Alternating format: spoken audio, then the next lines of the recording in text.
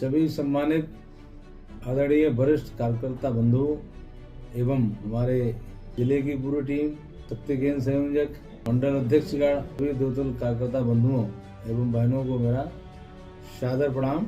जैसा कि आप लोगों को सूचना मिली होगी, हम लोग लगातार सारे मंडलों में एक प्रवास करने के लिए निकल रहे हैं पूरे जिले की टीम से। और प्रवास का प्रमुख उद्देश्य ये हर कार्यकर्ताओं के पास हम व्यक्तिगत रूप से पहुंच सके, सीधा संवाद हो सके। दूसरा, बहुत सारे लोग ऐसे होते हैं कि जिनसे संपर्क नहीं हो पाता है। हम लोग मीटिंग में होते हैं तो वो अपेक्षित श्रेणी के अनुसार उनको मीटिंग में आमंत्रित किया जाता है। तो हमारे बहुत सारे जो वरिष्ठ कार्यकर्ता हैं, पूर्व पदाधिकारी हैं, प्लस जो हमारे प्रत्यक्ष अप्रत्यक्ष रूप से पार्टी का सहयोग करते हैं, और हमारे सक्रिय सदस्य भी हैं। जो पार्टी ने अभी एक लक्ष्य दिया था कि वो 100 मेंबर अगर बनाएंगे तो वो एक सक्रिय सदस्य कहलाएंगे भारतीय जनता पार्टी के। तो उद्देश्य मुख्य रूप से ये है कि हम सब लोगों से मुलाकात कर सकें और इस यात्रा को औपचारिकता के रूप में पूर्ण नहीं करना है। यदि सर्दी में हम लोग पूरी मन और मनोयोग से पहुँचना चाह रहे हैं आप लोगों के पास, तो आप लोग भी आनंद के रूप में उत्सव मनाएंगे हम लोग, और इस प्रवास को एक उत्साह के रूप में मनाएंगे।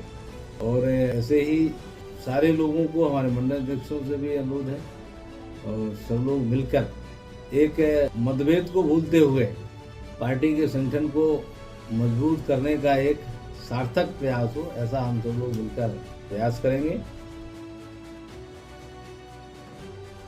कार्यकर्ताओं से एक और अनुरोध है कि चूंकि मकर संक्रांति भी है और 13 तारीख को कार्यशाला है लखनऊ में, बड़ी कार्यशाला है, क्योंकि सिद्धेश जी लेंगे, तो उसमें बीच में इसलिए 2 चरणों में हम लोगों ने इस प्रवास को रखा है। 9 तारीख से 12 तारीख तक, फिर 13, 14, 15 अवकाश रहेगा, और उसके बाद 16, 17 और 17 तारीख में एक जी राम जी योजना के लिए ही एक कार्यशाला रखी जाएगी।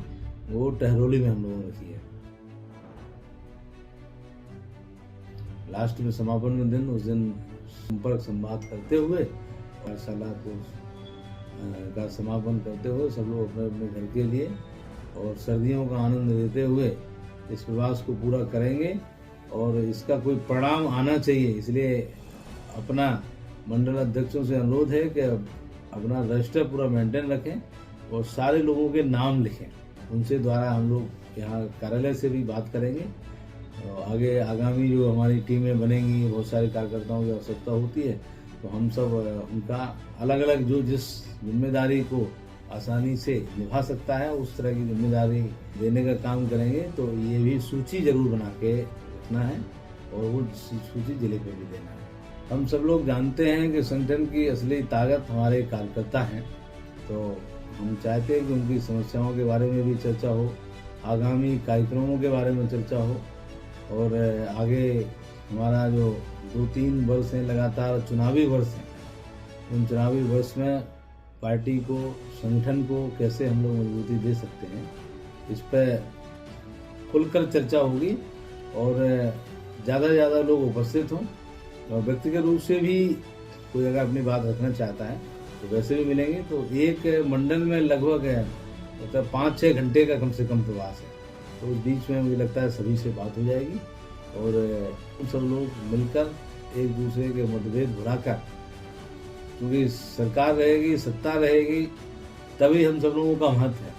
तो मतभेद भुलाकर सबसे पहला काम ये है कि हमको सरकार को, संगठन को कैसे मजबूत करना है, सरकार की नीतियों को आगे कैसे पहुंचाना है। अभी SIR का भी दूसरा फेज चल रहा है, और एक तीसरी एक नई योजना भारत सरकार ने लागू की है, जी राम जी, जो मनरेगा की जो योजना थी उसको जी राम जी के उसमें परिणत किया है, और उस पर भी चर्चा होगी। उसी बीच में एक कार्यशाला है, तो वो भी करेंगे हम सब लोग। और ये सरकार की बहुत अच्छी योजना है। अभी तक हम लोग समतलीकरण का ही ज़्यादा काम करते थे मनरेगा से, तो कितना समतलीकरण करेंगे। इससे हम गाँव में बहुत सारे जो आवश्यक रूप से जो काम जिनकी आवश्यकता है वो हम जी राम जी योजना के अंतर्गत कर सकते हैं। तो उसका भी व्यापक रूप से प्रचार प्रसार हो, और मेनली उद्देश्य है कि सबसे व्यक्तिगत परिचय हो। इसी के साथ सभी को अभिनंदन करते हुए पुनः आभार करते हुए धन्यवाद। और कल से प्रवास चालू है, कल से आपको रूबरू मुलाकात करेंगे। धन्यवाद।